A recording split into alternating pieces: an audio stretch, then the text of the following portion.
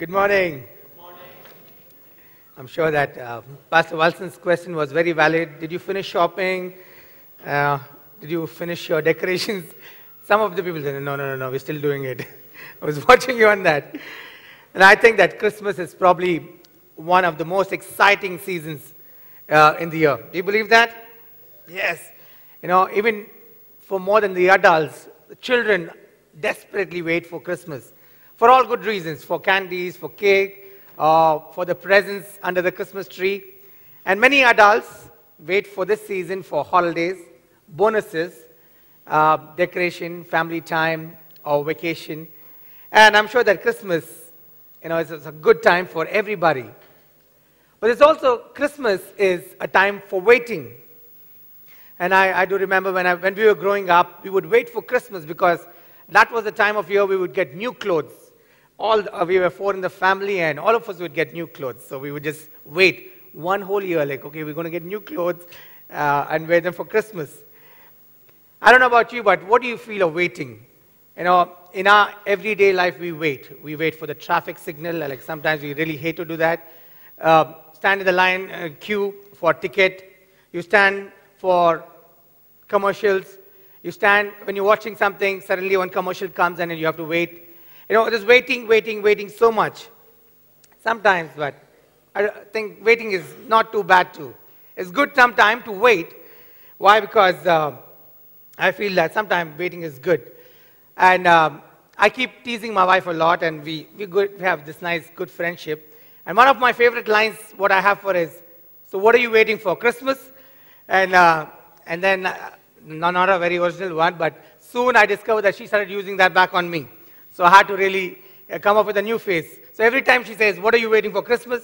Then I would say, no, Chinese New Year. So then, that's the only way I could just stop her. And my today message is entitled, so what are you waiting for? Christmas? No, we are just one Sunday away, 1 week away from Christmas. So I'm sure that all of you are waiting for Christmas. So I thought, okay, let me just put it this way. So are you waiting for Christmas? And if you're looking forward for this Christmas, I don't know, what are you looking forward for? Some of you might be looking forward for receiving something really special. Or some of you must be looking forward for a special Christmas with the family.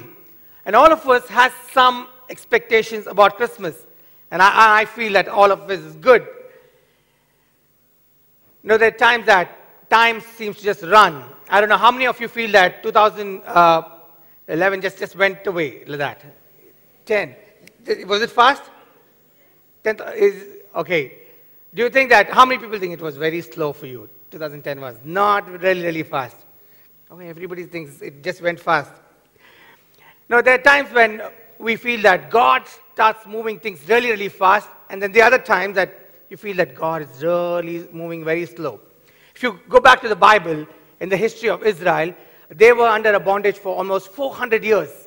And I'm sure how they would just be praying, cribbing, waiting to get the freedom. And then you come to the end of the Old Testament, and right between the Old Testament and the New Testament, there is again a 400 years of silence. God just kept silent. He didn't send any prophet, no voice. There was nothing big or significant happening in the history of Israel. In the 400 years of silence, people were still looking for a Messiah. And God was preparing a different scene altogether. All the history has been moving towards that one glorious night. All the roads of the scripture were winding up to Bethlehem, and the night of miracle had been long awaited in heaven's calendar. But God is always on time. That's what the scripture says. I just want to use Galatians chapter 4, verse 4. It says, but when the set time had fully come, God sent his son, born of a woman. And